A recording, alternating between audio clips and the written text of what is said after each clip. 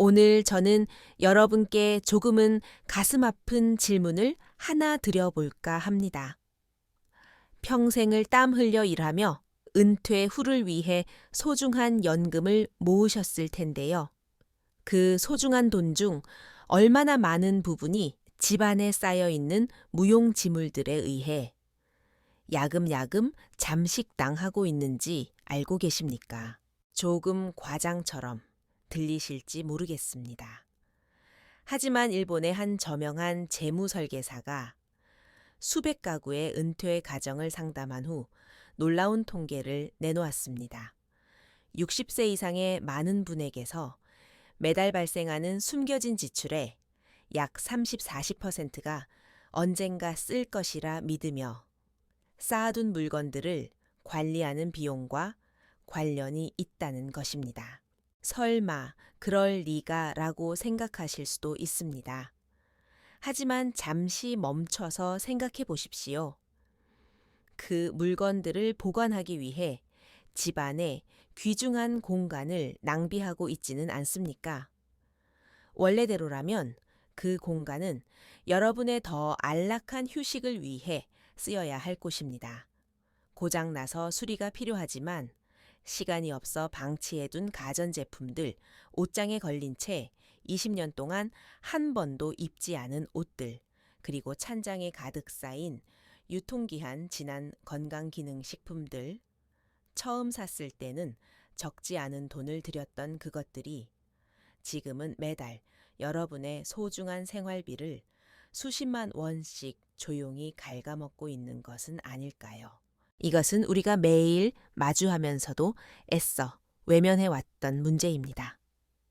오늘 저는 70세 어르신의 비움에 미학 단샤리에 대한 생생한 경험담을 여러분과 나누고자 합니다.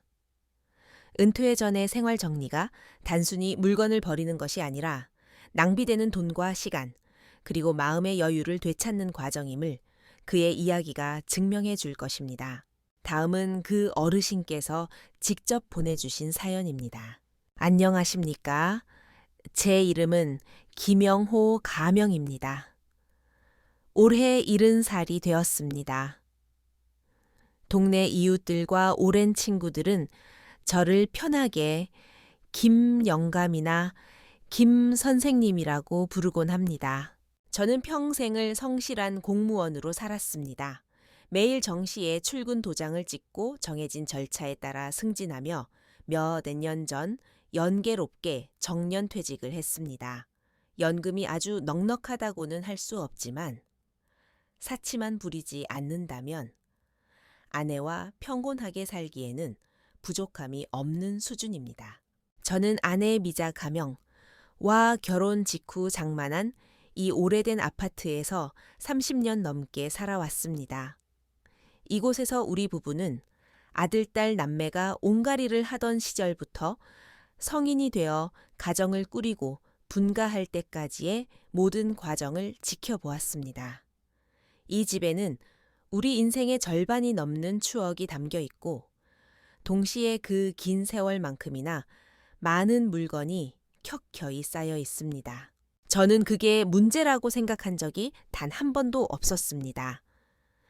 작년 장마가 시작되려던 어느 습하고 무더운 오후가 되기 전까지는 말이죠.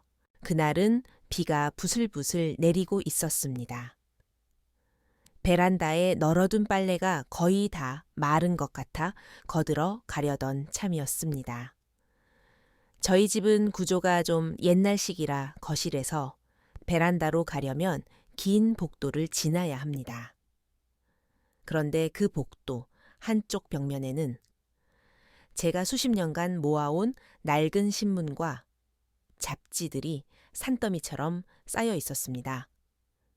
같은 시사 잡지부터 같은 일간지까지 저는 기사 하나하나가 다 다시 읽을 가치가 있다고 믿었기에 버리지 못했죠.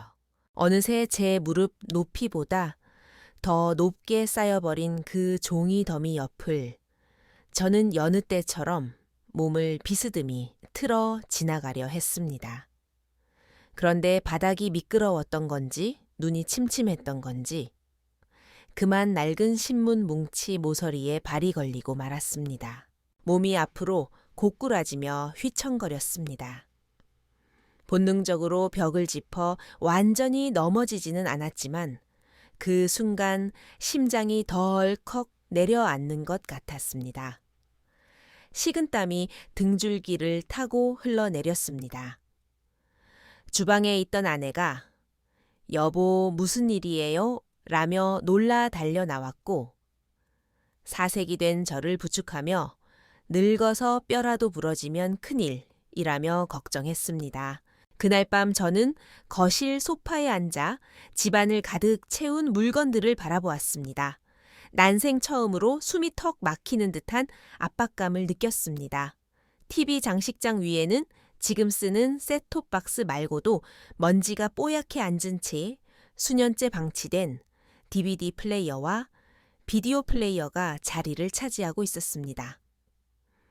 거실 구석에는 손자가 몇 년 전 가지고 놀다 실측 낸 플라스틱 블록과 바퀴 빠진 장난감 자동차가 쌓여 있었고, 소파 한쪽은 개야지 하면서 미루어둔 빨래들로 점령당해 있었습니다. 가족의 따뜻한 안식처였던 우리 집이 언제부터인가 온갖 잡동사니를 보관하는 창고로 변해버린 것입니다. 저는 주말 드라마를 보고 있던 아내에게 진지하게 말했습니다. "여보, 이대로는 안 되겠어.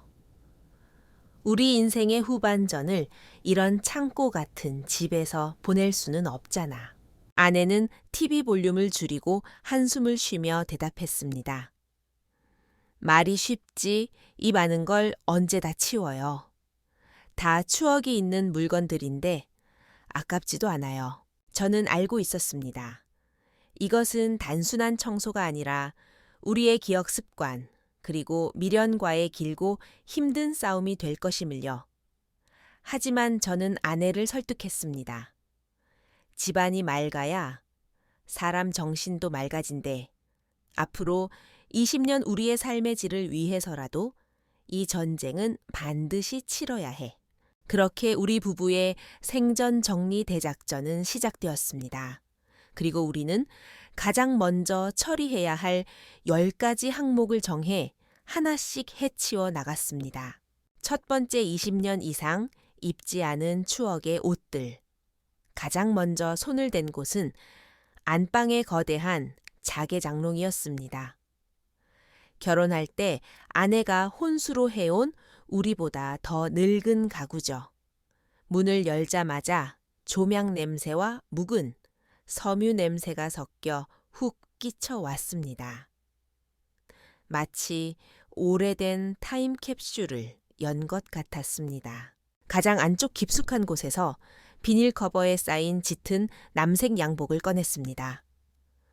아들이 결혼할 때 혼주석에 서기 위해 큰맘 먹고 맞춤 제작했던 옷이었습니다.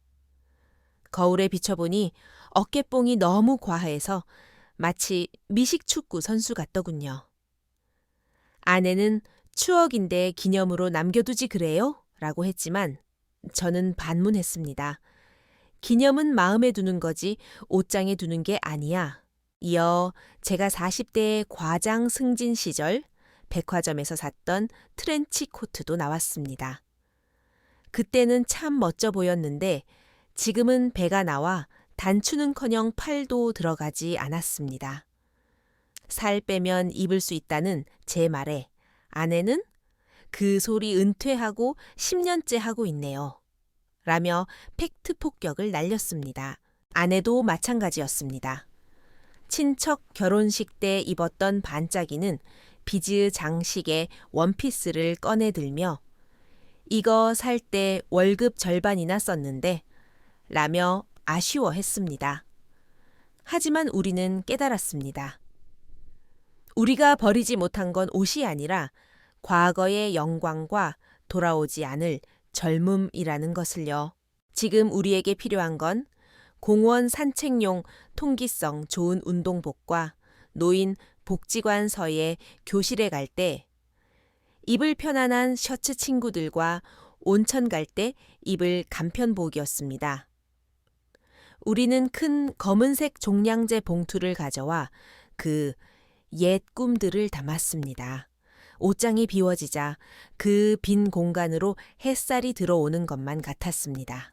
두 번째 유통기한, 진한 건강기능식품들 옷장을 비우고 사기가 오른 우리는 주방에 건강 보물창고라 불리는 수납장을 열었습니다. 열자마자 그곳은 영양제 박람회를 방불케 했습니다. 딸아이가 해외여행 다녀오며 사온 영어로 적힌 오메가3는 설명서를 못 읽어 몇 번 먹다 말아 유통기한이 3년이나 지나 있었습니다. 지인이 선물해준 비싼 상황 버섯 캡슐은 아까워서 못 먹다가 똥이 되어 있었고 홈쇼핑을 보고 충동 구매한 녹용 엑기스는 체질에 안 맞아 구석에 처박혀 있었습니다. 관절에 좋다는 글루코사민, 혈관에 좋다는 나토키나제 등 정체불명의 약들이 쏟아져 나왔습니다. 놀랍게도 절반 이상이 유통기한 경과였습니다. 몸에 좋으라고 산 것들이 오히려 독이 될 수도 있는 상황이었습니다. 우리는 과감하게 유통기한 지난 것, 뭔지 모르는 것들을 전부 폐기했습니다. 그 돈만 합쳐도 수백만 원은 좋게 될 겁니다. 이후 병원에 가서 의사 선생님께 상담을 받았습니다. 선생님은 두 분 건강 상태면 종합 비타민과 칼슘제 정도면 충분합니다. 라고 하시더군요. 이제 우리 찬장에는 요일별 약통에 담긴 꼭 필요한 약들만 깔끔하게 놓여 있습니다. 세 번째 고장 나거나 복잡한 전자제품 거실 탁자 위 대나무 바구니, 우리는 그곳을 리모컨 사령부라 불렀습니다. TV 셋톱박스 고장난 DVD 정체불명의 오디오 리모컨까지 오하이오 6개가 뒤엉켜 있었죠. 한 번은 밤늦게 스포츠 재방송을 보려다 버튼을 잘못 눌러 소리가 안 나오는 바람에 리모컨 2-3개를 들고 10분 넘게 씨름하다 결국 자는 아내를 깨운 적도 있습니다. 그 무력감과 짜증은 이루 말할 수 없었죠. 또 주방에는 고장나서 빵이 튀어오르지 않는 토스터 때문에 불이 날 뻔한 적도 있었습니다. 나이든 우리에게 복잡함은 적입니다. 저는 안 쓰는 리모컨 배터리를 다 빼서 기계와 함께 재활용 센터로 보냈습니다. 남은 TV 리모컨에는 빨간 테이프 셋톱 박스, 리모컨에는 파란 테이프를 붙이고 매직으로 크게 TV 채널이라고 써두었습니다. 화재 위험이 있는 토스터도 과감히 버렸습니다. 아직 쓸 수 있는데 라는 아내에게 안전과 타협하지 말자고 단호히 말했습니다. 아들에게 부탁해 스마트폰도 효도 모드로 바꿔 글씨를 키웠습니다. 진정한 편리함은 최신 기술이 아니라 내가 힘들이지 않고 쓸 수 있는 것이라는 걸 깨달았습니다. 네 번째, 더 이상 쓰지 않는 주방용품 주방은 아내의 영토이자 가장 짐이 많은 곳이었습니다. 찬장 꼭대기에는 5년 전 명절 때 쓰고 한 번도 안 쓴 거대한 전골 냄비가 있었고 결혼 때 받은 무거운 도자기 그릇 세트, 용과 봉황이 그려진 촌스러운 접시들이 자리를 차지하고 있었습니다. 여보, 우리 이제 둘이서 밥 먹는데 저 큰 냄비가 왜 필요해? 손목도 안 좋은데 저 무거운 그릇들은 다 치우자. 우리는 식습관이 변했음을 인정해야 했습니다. 이제 우리에게 필요한 건 2인분 국을 끓일 작은 냄비와 가볍고 잘 깨지지 않는 그릇이었습니다. 큰 전골 냄비는 이사 온 대가족 이웃에게 주고 무거운 그릇들은 노인 급식 봉사단체에 기부했습니다. 대신 캔 따개나 요리 집게처럼 힘을 덜 써도 되는 도구들을 새로 장만했습니다. 주방이 넓어지니 아내의 요리 동선도 한결 편안해졌습니다. 5번째 자녀들이 남기고 간 물건들. 이것이 가장 힘든 전쟁이었습니다. 아들이 쓰던 방과 창고는 그야말로 타임머신이었습니다. 대학 시절 전공 서적 따라이의 초등학교 상장과 일기장 아들의 군복 우표, 수집책 카세트 테이프와 CD 상자, 추억에 잠겨 하나씩 들여다보다 보니 하루가 다 가도록 정리를 하나도 못했습니다. 그때 문득 깨달았습니다. 이건 아이들이 필요한 게 아니라 부모인 우리가 놓지 못하고 있는 거구나. 아들에게 전화를 걸어 물어보니 아빠 그거 다 옛날 건데 버리세요. 저도 잊고 있었어요. 라고 하더군요. 섭섭하기도 했지만 기억은 물건이 아니라 마음에 남는 것이라는 사실을 받아들였습니다. 우리는 가족단체 채팅방에 공지했습니다. 이번 달 말까지 안 가져가면 부모님이 알아서 처분한다. 주말에 아이들이 와서 앨범 몇 권만 챙기고 나머지는 처분을 위임했습니다.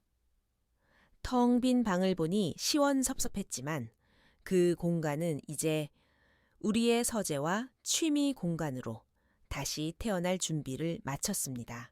6번째 안 쓰는 운동기구와 취미용품 거실 한 구석을 차지한 300만 원짜리 러닝머신.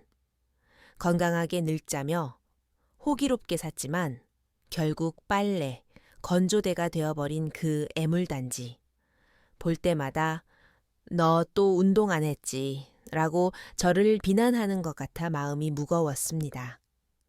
아내의 십자수실 뭉치와 저의 녹슨 목공 공구들도 마찬가지였습니다.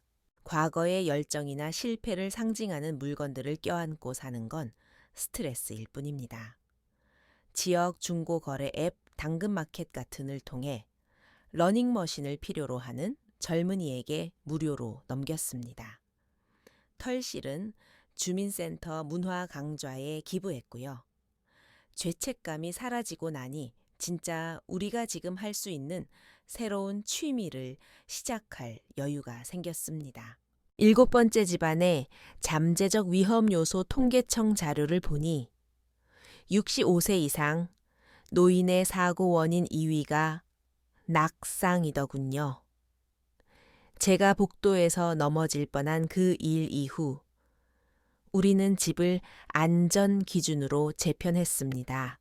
미끄러운 발매트는 전부 뒷면에 고무 처리가 된 논슬립 제품으로 교체했습니다. 안방에서 화장실로 가는 길에 있는 화분 장식장 등은 전부 치워 야간 안전 통로를 확보했습니다. 욕실과 병이 옆에는 안전 손잡이를 달았습니다. 처음엔 병원 갔다고 싫어하던 아내도 체면보다 뼈 안 부러지는 게 낫다는 말에 동의했습니다. 어두운 복되는 사람이 지나가면 켜지는 센서 등을 달아 밤눈, 어두운 우리를 지키게 했습니다. 8번째 간병을 대비한 정보와 물건 정리 좀 현실적이고 무거운 이야기지만 우리 중 누군가 갑자기 쓰러진다면 자식들이 급히 와서 필요한 서류나 약을 찾을 수 있을까요?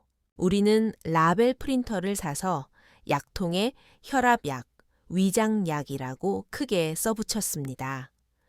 신분증 보험증권, 집 문서 같은 중요 서류는 서재의 특정 서랍에 모으고 자녀들에게 위치를 알려주었습니다. 그리고 응급 상황 시 연락할 자녀들, 주치의 근처, 응급실 전화번호를 코팅해서 전화기 옆에 붙여두었습니다. 집안에 가스밸브 두꺼비집 위치를 표시한 간단한 지도도 만들었죠. 이것은 남겨질 가족에 대한 마지막 배려이자 사랑입니다. 9번째 돈 먹는 하마들. 은퇴 후 수입은 줄어드는데 고정 지출은 무시 못합니다. 20년 된 자가용은 세금 보험료 수리비로 1년에 수백만 원을 잡아먹고 있었습니다. 어차피 지하철 공짜인 나이, 우리는 과감하게 차를 처분했습니다. 안 보는 채널이 수백 개나 되는 케이블, TV 요금제도 뉴스랑 드라마만 나오는 기본형으로 바꿨습니다.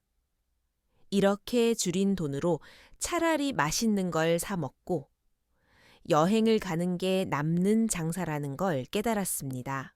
10번째 자녀에게 짐이 될 추억의 물건들.